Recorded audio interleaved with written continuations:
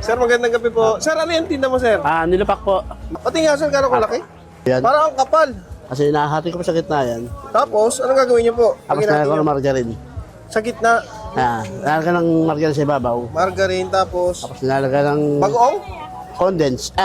Bukayo. Tapos, Nalagyan ng condense may condense pa. sa gitna. Yan po. So, ito na po yung 20. Yung pinaka-20 po. Di po ako bibili. Hindi po. Ito na po yung 20 pesos tayo. Yan po. Kayo po mismo yung gumagawa nito. Mismo po. Binabi po namin sa, sa Lusong. Tapos po, dito nyo na nilalako. Dinala ko. Ano po pangalan niyo, tay? Noel po. Anong oras naman po kayo nandito sa mga gustong pumunta?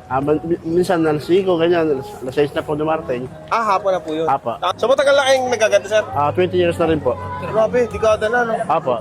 Sige, nakakailang piraso naman po kayo ng ganyan, sir, sa maghapon? Minsan 400, 300. 400 to 300 pieces na ganito? Ngayon, 350 po ngayon yung tinda ko ngayon.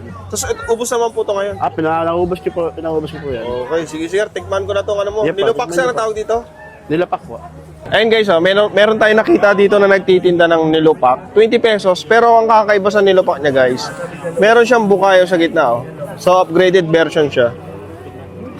Wow! Tapos, nakakaubos si tatay ng 300 to 400 pieces sa isang araw lang. Maghapon lang yun guys ha. Pero bago tayo magtigiman guys, maraming salamat nga pala sa Grain Smart. Ayan, sa mga hindi pa nakakatikim, order na kayo sa Orange saka Black Apps. At napakasustansya nito guys kasi yung natural sweetener na ginamit dito ay stevia. Tapos napakadami niyang gulay na kasama. So, tikiman time na. Thank you. So, ito siya guys.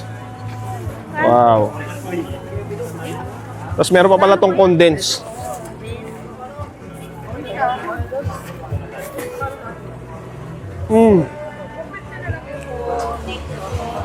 Ang sarap ng combination ng ng ube.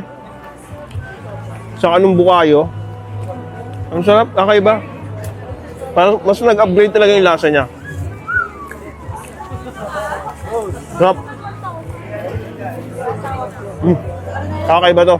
Ayun guys, kung magagawin kayo dito sa may simbahan ng Quiapo, napansin nyo si tatay, bili kayo, try nyo, tikman nyo yung bukayo, nilupak niya na may bukayo sa loob.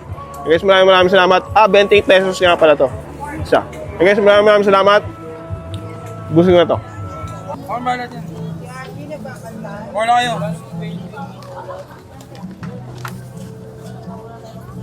Yan. Walang margarine sa akin. Marami po ako nakikita nagaganda tayo. Parang kayo lang yung kakaiba na naglalagay ng bukayo sa gitna. Dati na po. Kasi margarine dati nilalagay ko ngayon. Na-print na po siya. Upgraded na, no? Galing, no? Galing ni tatay, no? Tay, saan nga pala kinauwi, tay? Diyaga lang yung tundo pa. Layo pa. Kasi nilalakad tuloy. Ano yun, tay? Simula gagalangin to hanggang dito, nilalakad nyo lang. Ay, huwag na boss. Okay na. Ang sipag nyo, ha?